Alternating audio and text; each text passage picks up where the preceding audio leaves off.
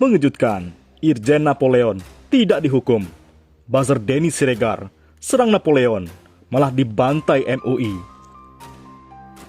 Cerdas, tindakan terukur Irjen Napoleon, permak si kace. Ternyata, tindakan Irjen Pol Napoleon Bonaparte benar-benar terukur, sebagaimana diungkap dalam surat terbuka yang dibuatnya.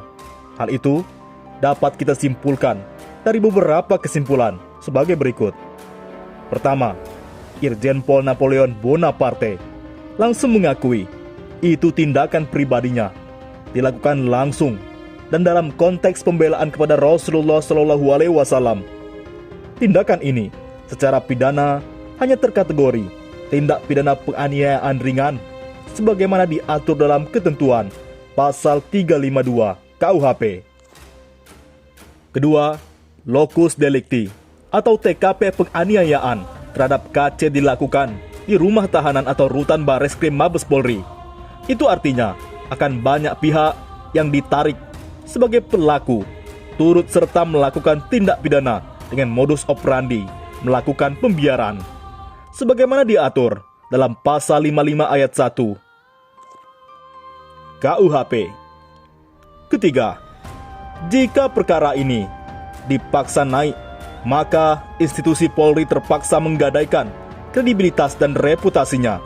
Sebab publik pasti akan mempersoalkan bagaimana kejadian seperti ini bisa terjadi di rutan Bareskrim Mabes Polri.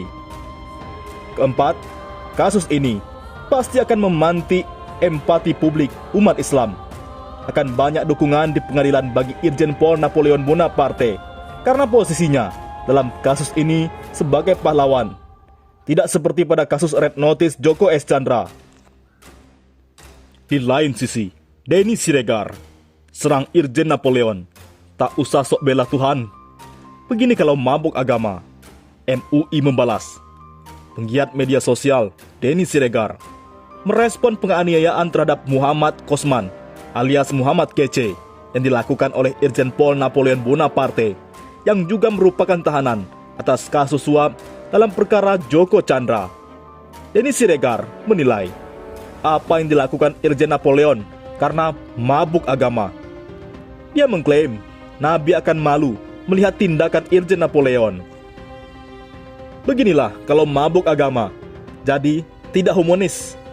Nabi pasti malu lihat umatnya kayak gini, apalagi masuk penjara karena korupsi, kata Denny Siregar Senin 20 September. Denny kemudian menyindir Irjen Napoleon yang melakukan tindakan korupsi.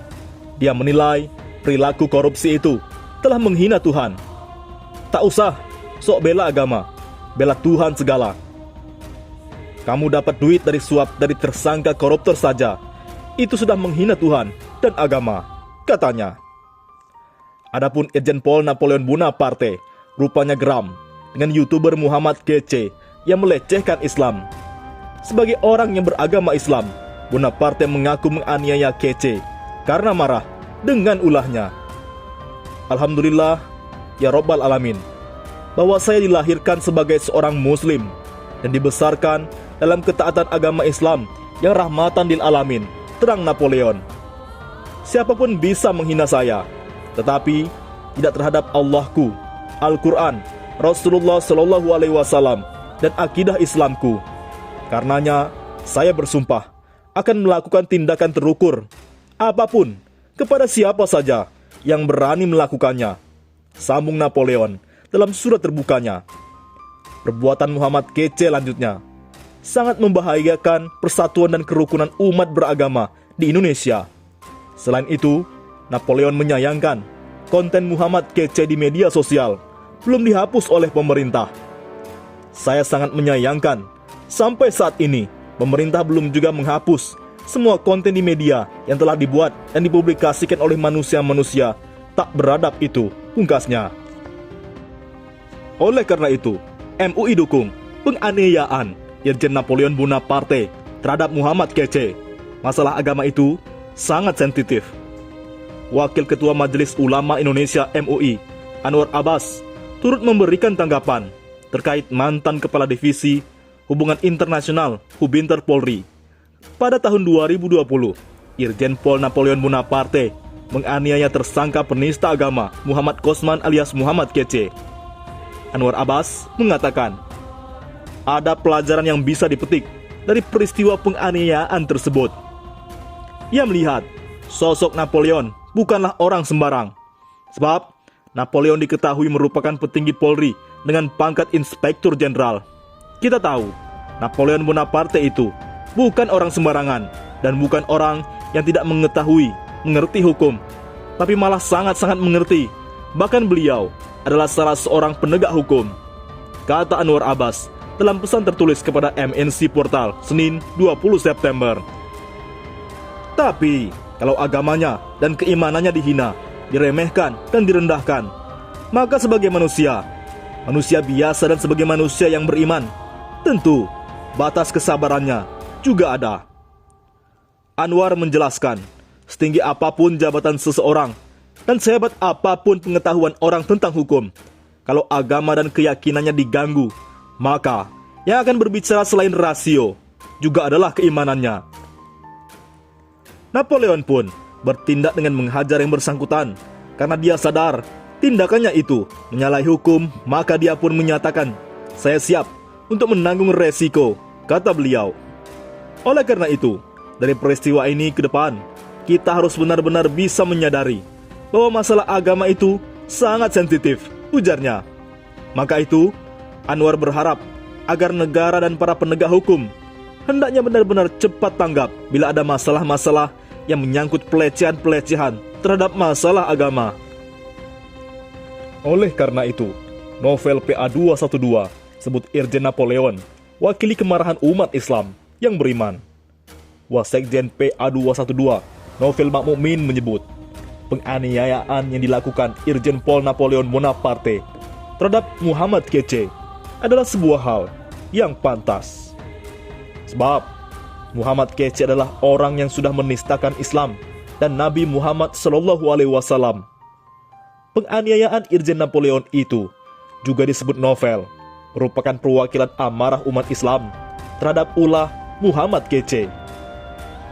Apa yang diduga dilakukan Irjen Napoleon itu adalah perwakilan amarah umat Islam yang beriman pasti tidak terima agamanya dihina, kata novel kepada pojok1.id Senin 20 September. Anak buah Habib Rizik ini meminta agar kepolisian bersikap profesional dalam kasus ini, sebab Irjen Napoleon pasti memiliki alasan kuat atas penganiayaan terhadap Muhammad Kece. Harus dilakukan dengan adil, karena pasti ada sebab akibat yang dilakukan Irjen Napoleon, kata dia.